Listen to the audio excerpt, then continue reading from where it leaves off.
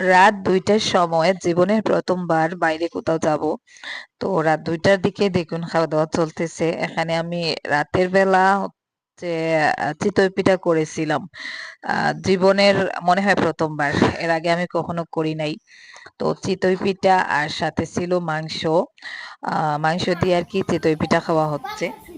রাত বাজতেছে ও একটা তাই না? ৩০ মিনিট। তো এখন খাওয়া দাওয়া হচ্ছে, তার কারণটা তামাক আপনারা পিঠা। তো ভিডিওতে দেখতেই পাবেন। তো ১টার দিকে খাওয়া দাওয়া শেষ করে ২টার দিকে আমরা বাসা থেকে বেরিয়ে পড়েছিলাম। ভোর ৪টার সময় আমরা চলে আসছি শিলচরে। আসসালামু আলাইকুম, আশা করি আপনারা সবাই ভালো আছেন, আমরাও ভালো আছি আলহামদুলিল্লাহ। সুখ দুঃখে সংসারের আরো একটা নতুন ভিডিওতে আপনাদেরকে আরো একবার স্বাগত জানিয়ে আবারও আরেকটা নতুন ভিডিও শেয়ার করতে যাচ্ছি। তো দেখুন আমি হসপিটালের মধ্যে বসে আছি। এটা হচ্ছে শিলচর বেলি হসপিটাল। তো বেলি হসপিটালে আমি আমার নিজের জন্যই আর কি ডাক্তার দেখাতে আসছিলাম। গতদিন ভিডিওতে আমি বলেছিলাম আপনাদেরকে যে আমার নার্ভের জন্য হাত পায়ে প্রচন্ড পরিমাণে ব্যথা করতেছে। মানে লাস্টে এমন অবস্থা হয়েছে যে আমি হাঁটতে গেলে কুড়িয়ে কুড়িয়ে হাঁটছিলাম, এরকম অবস্থা হয়েছে। আর হাতের পায়ের যে নার্ভ গুলো আছে, বিশেষ করে পায়ের গোড়ালির সাইডের হাঁটুর ওখানের নার্ভ গুলো পা নাড়াচাড়া করতে এক জায়গায় জমে যায়, আর আমি জোরে চিৎকার দিই, মনে হয় যে নার্ভ গুলো ছিঁড়ে যাচ্ছে। তো আমার আবার আর্থ্রাইটিসেরও সমস্যা আছে, নার্ভেরও সমস্যা আছে। আর ওই সমস্যাগুলো আমাকে প্রতিনিয়ত জ্বালায়। তো চেন্নাই যখন গিয়েছিলাম তখন আমি একজন নিউরোলজি বিভাগের ডাক্তার দেখিয়েছিলাম। তারপর থেকে আমি এই ৪-৫ মাস ভালোই ছিলাম, আমার তেমন কোনো অসুবিধা হয় নাই। তো গত কয়েকদিন থেকে ৪-৫ দিন থেকে আমার পায়ের সমস্যাটা আবার একটু একটু করে বাড়ছিল। আর গত পরশুদিন রাতে থেকে মানে পায়ের ব্যথাটা বাড়ছে। তো যাই হোক, ওখানে একেবারে ভোর রাতে আসতে হয়।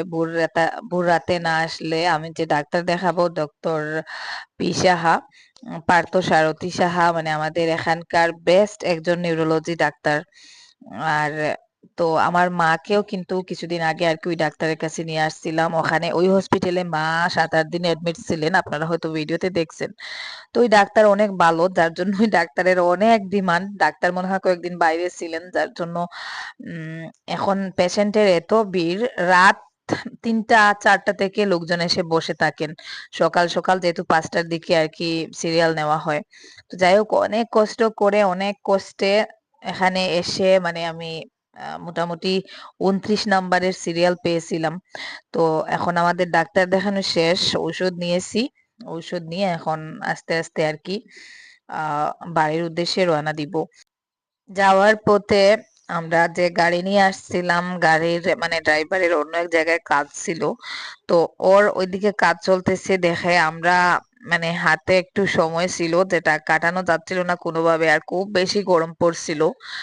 তো যার জন্য আর কি যে স্মার্ট বাজার যেটা শিলচর, ওখানে একটু ঢুকেছিলাম। তো কোনো কিছু কিনবো না, জাস্ট ওই সময়টা কাটানোর জন্য, যেহেতু এসি টেসি ছিল। তো সময়টা কাটানোর জন্য ওখানে আমি একটু বসেছিলাম। তারপরে দেখুন আমি একটা মাটির বাসনের দোকানে আসছি। আমাদের ওইদিকে কিন্তু মাটির বাসনের দোকান নেই।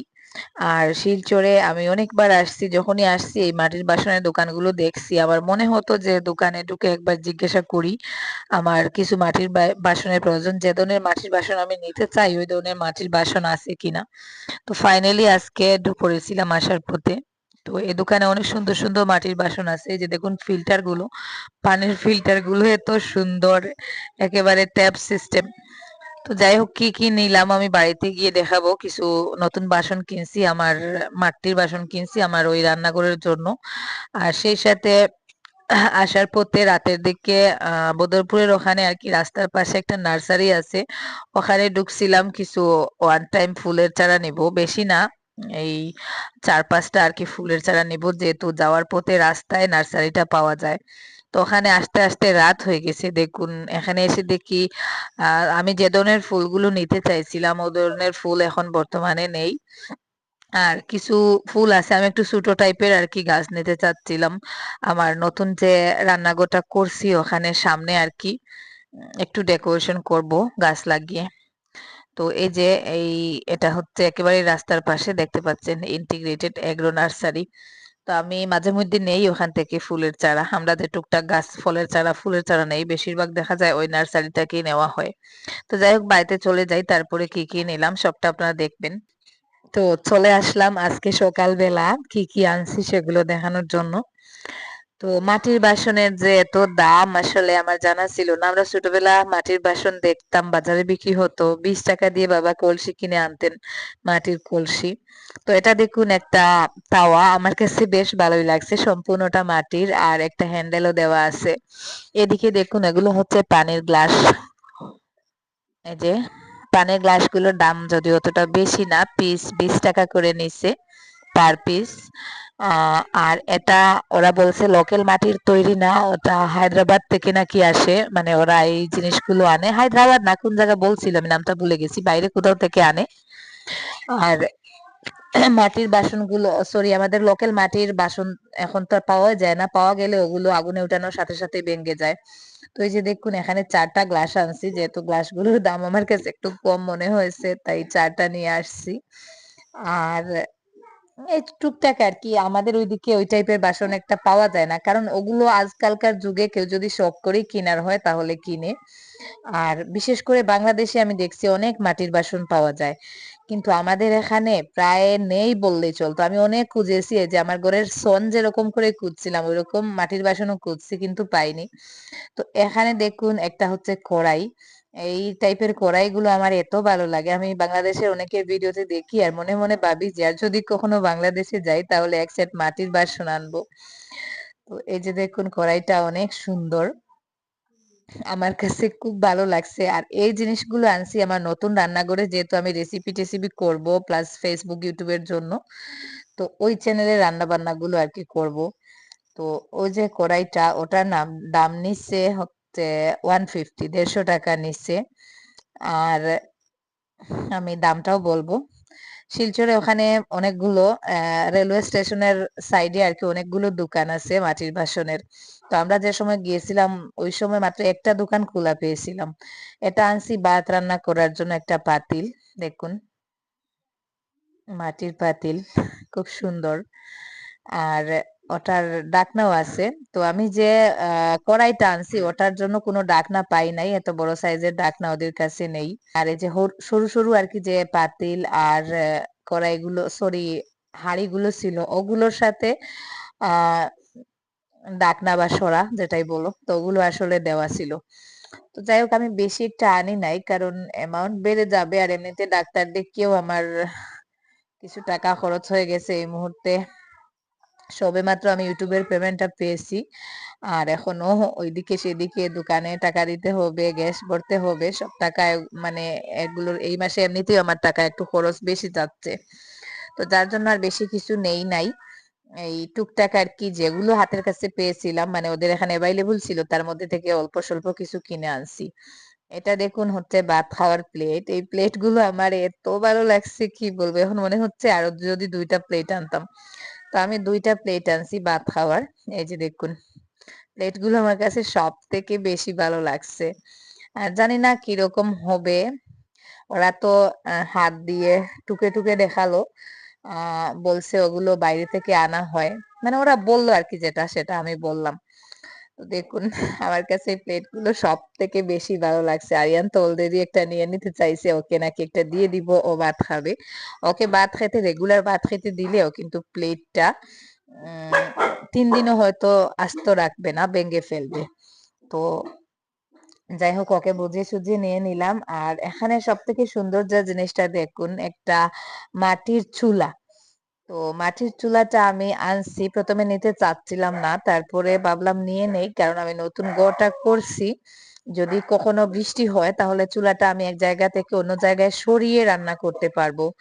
তো অনেক সময় দেখা যায় বৃষ্টির কারণে হয়তো চুলা ভিজে যায়, উনুন জ্বালানো যায় না, তো ওই জন্য নিছি এই চুলাটা। চুলাটা নিচে 200 টাকা, মাটির চুলা, অনেক শক্তপোক্ত, আবার বাসনগুলো আপনারা যেভাবে দেখতে পাচ্ছেন ওরকম না, হাত দিয়ে ওরকম বাড়ি দিলেও দেখা যায় ভাঙে না, অনেকটা শক্ত টাইপের। এই যে দেখুন অনেকটা মোটা করে ওরা মাটির বাসনগুলো তৈরি করছে, আর নিচের দিকটা একটু মোটা করে সিমেন্টের মতন কিছু একটা লাগানো দেখা যাচ্ছে, একটু শক্তপোক্ত, দেখা যাক রান্না করতে গেলে বোঝা যাবে আসলে কোয়ালিটিটা কেমন। আমার তো এরকম ফিল হচ্ছে যে আমি হাতে নিতেই হয়তো ওগুলো ভেঙে যাবে, এরকম আর কি ফিল হচ্ছে।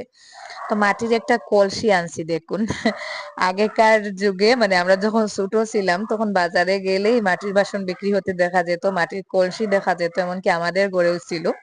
তো এখন আর ওগুলো দেখা যায় না, আর বড় কলসি নেই, তাই আমি ছোট দেখে একটা কলসি নিলাম। তো এখানে সবাই ব্যস্ত বাসনগুলো দেখার জন্য। দেখুন ওরা যেমন কি একটা দেখতেছে, ওদের এই যুগে আসলে মাটির বাসন তো দেখাই যায় না, তাই ওরা খুব মনোযোগ সহকারে দেখতেছে।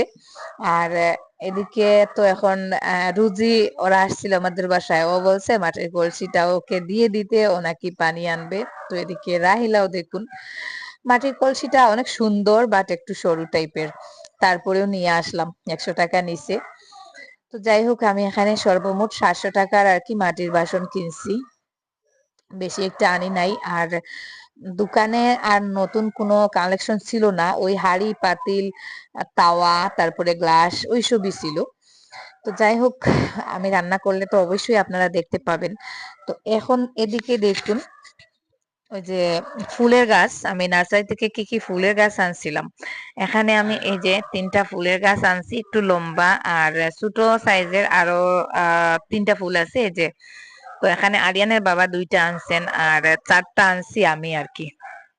তো ওনার 2টা আর আমার 4টা আমি আমার ওই ঘরের সামনের দিকে একটু আর কি লাগাবো ডেকোরেশনের জন্য। আর সেই সাথে গোটা আরো একটু অন্যরকম ভাবে সাজাবো, আমার অনেক ইচ্ছা। তো যাই হোক, এখন হচ্ছে ফুলের গাছগুলো লাগাবো। তো শারমিনরা আসছিল, ওরা হচ্ছে ফুলগুলো আমাকে এনে এনে দিচ্ছে। আর গোটা আজকে সুন্দর করে লেপে টেপে একবারে রেডি করে নিব। আগামী কাল থেকেই হয়তো রান্না বান্না শুরু করে দিব, যদি আমি শরীরে একটু আরাম পাই, কারণ শরীরের কন্ডিশন খুব খারাপ। ঔষধ খেয়েছি, একটু আরাম পাচ্ছি, দেখা যাক কি হয়। তো অলরেডি গোটা আর কি একবার শুধুমাত্র গোবর সার দিয়ে, কাঁচা গোবর দিয়ে আর কি লেপে দেওয়া হয়েছিল, রাহিলা লেপে দিয়েছিল।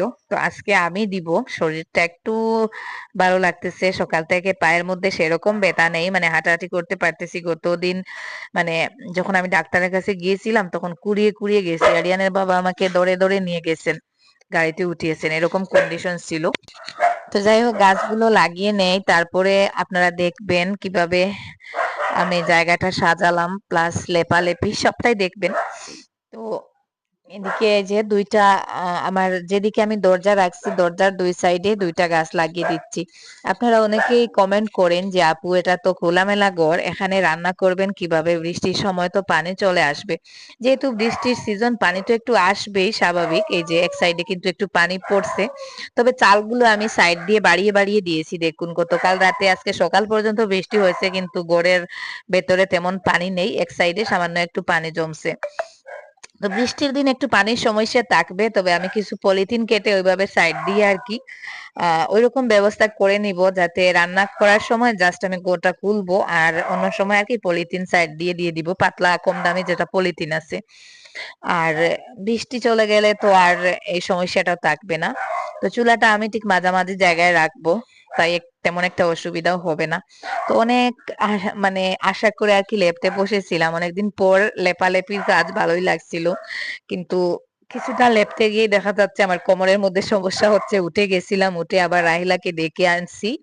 ও দেখুন লেপে টেপে দিছে একেবারে সুন্দর করে। সামনের দিকে যে আমি গাছগুলো লাগিয়েছি, ওই গাছগুলো নিচে ছোট ছোট ইট দিয়ে আর কি একটু ডিজাইন করে দিচ্ছে, যাতে গাছের গোড়ার মাটিগুলো সরে না যায়, প্লাস দেখতে সুন্দর লাগে, সেই সাথে গাছের গোড়ায় এক্সট্রা করে পানি দেওয়া যায়। ও ওই লেপালেপি বা মাটি দিয়ে মাটির কাজগুলো খুব ভালো করতে পারে। তো দেখুন আমার রান্নাঘরটা এখন এত সুন্দর লাগতেছে। আর ওই সাইডটা লেপার পরে আর ইটের ওই যে ইটগুলো বসানো হয়েছে, ওগুলো একটু রং করব, রং করার পরে আরো বেশি সুন্দর লাগবে। তো এটাই হচ্ছে আমার রান্নাঘরের আপাতত লুক। এই রান্নাঘরটাকে আমি আরো সুন্দর করে সাজাবো, আর ইনশাল্লাহ আপনারা 2-4 দিনের ভেতর ভিডিও পাবেন। মানে আমার নতুন যে চ্যানেলটা ছিল ভিলেজ লাইফ উইথ সাজনা, ওই চ্যানেলটাতে আমি ইনশাল্লাহ চেষ্টা করব 2-3 দিনের ভেতর থেকে ভিডিও আপলোড দেওয়ার। তো আজকে আমি রান্নাঘরটা আগে সম্পূর্ণ ঠিকঠাক করে নেই, তারপরে করব। আর এদিকে দেখুন, আমি সেদিন যে আমসত্ত্বটা বসিয়েছিলাম, ছোটগুলো উঠিয়ে অলরেডি খাওয়া হয়ে গেছে। আর মোটা যে আমসত্ত্বটা বসিয়েছিলাম ডালার মধ্যে, ওটা শুকিয়ে গেছে। আর এদিকে আমার বোনের মেয়েগুলো আসছে, তো ওরাও চলে যাবে, তাই ওরা ওটা মানে কিছুক্ষণ পর পর ওরা দেখতেছে, তো ভাবলাম ওরা যাওয়ার আগে ওটা উঠিয়ে নেই, ওরা যতটা পারবে খেয়ে তারপরে যাবে। তো যাই হোক, এই যে আমি ওটা উঠিয়ে দেখুন ছোট ছোট করে কেটে নিয়েছি, ছোট ছোট পিস পিস করে কেটেছি। এখন ওদেরকে দুই পিস করে দিব, আর ঘরের যারা আছে তারাও খাবে। সবাইকে বললাম যে এক পিস করে নিয়ে নাও, আর বাকিটা হচ্ছে আমি বক্সে ভরে ফ্রিজে রাখবো। তো যাই হোক, আজকের মতো এই পর্যন্ত। আপনারা সবাই ভালো থাকুন, সুস্থ থাকুন। আল্লাহ হাফেজ, আসসালামু আলাইকুম।